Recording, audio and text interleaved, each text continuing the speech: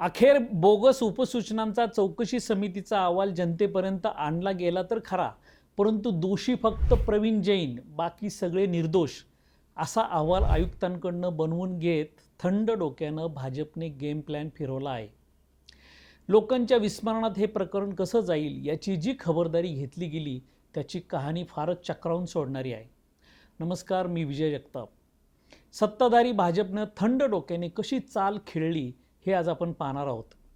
60 कोटी 18 लाख रुपयांची ही बिलं लेखा विभागाने काढताना याच्या फायली ज्या अधिकाऱ्यांच्या सह्यांनी रंगल्या व नगरसेवकांकडे जाऊन त्यांच्या पत्रावर सह्या घेत हा फसवणुकीचा मास्टर प्लॅन ज्यांनी बनवला व ज्यांनी अंमलात आणला, त्या मास्टर माइंडला वाचवण्यासाठी नगरसेवक, ठेकेदार व नोकरदार वर्गाला मात्र निर्दोष सोडण्यात आला आहे.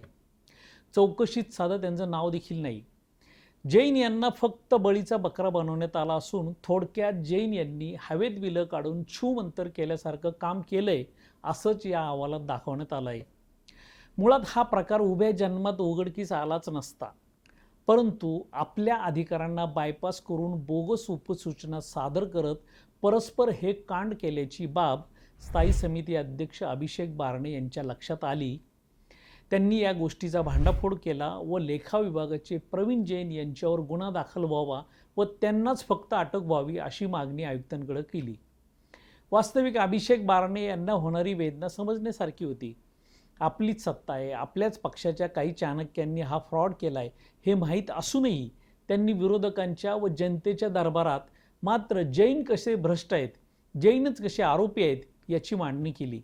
परंतु जैनला ज्यांनी ABCD शिकवली त्यांचा शोध घ्यायचं मात्र बारणेंसह भाजपच्या चाणक्यांनी टाळलं.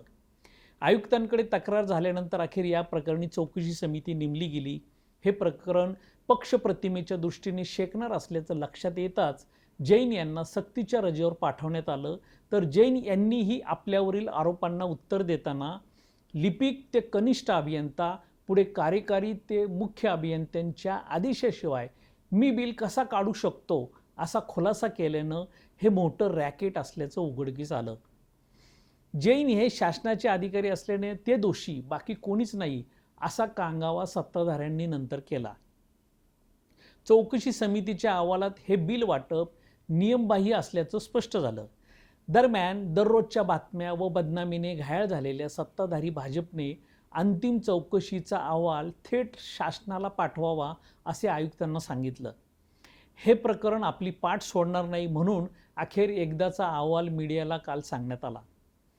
अहवालात हा घोटाळा कसा घडला, कोण कोण यात आरोपी आहेत, कोण सह आरोपी आहेत, कोणी हे कांड रचलं, प्रत्यक्ष अप्रत्यक्षरित्या यामध्ये कोण कसा सहभागी होता हे आता कधीच बाहेर येणार नाही.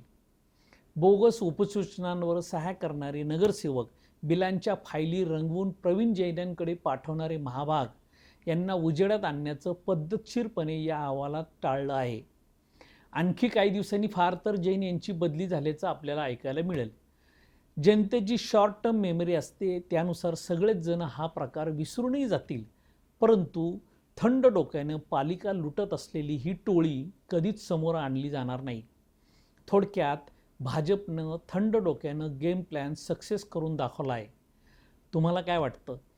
जनता म्हणून काय केलं पाहिजे याविषयीच्या आपल्या प्रतिक्रिया जरूर आम्हाला कळवा. आणखीन घडामोडी जाणून घेण्यासाठी पाहत रहा पिंपरी चिंचवड न्यूज. सोबतच आमच्या फेसबुक आणि इंस्टाग्राम चॅनलला फॉलो करायला विसरू नका. तसेच यूट्यूब चॅनलला सबस्क्राईब करायला विसरू नका.